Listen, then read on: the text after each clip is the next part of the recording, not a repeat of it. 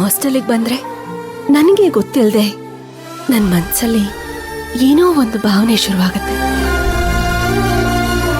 ಅವನನ್ನ ನೋಡ್ಬೇಕು, ಮಾತಾಡಿಸ್ಬೇಕು, ಅವನ ಜೊತೆ ಸಮಯ ಕಳಿಬೇಕು ಅನ್ಸುತ್ತೆ.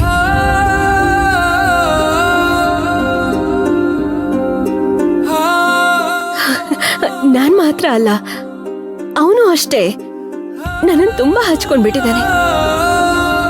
ಒಳ್ಳೆ ಹುಡುಗ, ಎಷ್ಟು ದೊಡ್ಡ ಶ್ರೀಮಂತ ಆದ್ರೂ ಸ್ವಲ್ಪನೂ ಗರ್ವ ಇಲ್ಲ, ಅಹಂ ಇಲ್ಲ. ಸಾಮಾನ್ಯ ಹುಡುಗನ್ ತರ ಇರ್ತಾನೆ.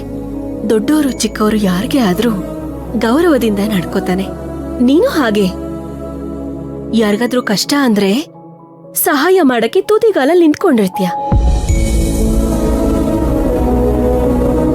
ಒಟ್ನಲ್ಲಿ ಅವನ ಮದ್ವೆ ಆಗೋ ಹುಡುಗಿ ಮಾತ್ರ. ಮೇಡಮು, ಒಂದ್ ನಿಮಿಷ. ನೀನ್ ಮಾತಾಡ್ತಾ ಇರು ಮೈನಾ, ಒಂದ್ ನಿಮಿಷ ಬರ್ತೀನಿ.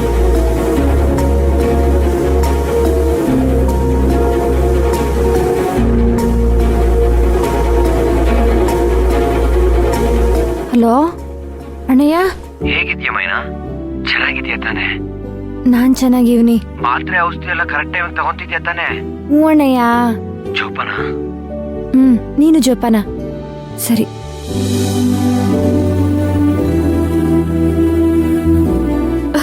ಮೈನಾ, ಮನೆಯಿಂದ ಫೋನ್ ಬಂದಿತ್ತಾ? ಓ ಮೇಡಮು. ಸರಿ, ಒಂದ್ ಸ್ವಲ್ಪ ತಿನ್ನು. ಮೇಡಮು, ಒಂಚೂರು. ಹಾ ಮೈನಾ, ಅವಾಗ್ಲೇ ನಾನು ಎಲ್ಲಿಗೆ ನಿಲ್ಸಿದ್ದೆ? ಹಾ, ಪುಷ್ಪಕ್ ಮದ್ವೆ ವಿಚಾರಕ್ಕೆ ಬಂದಿದ್ದೆ.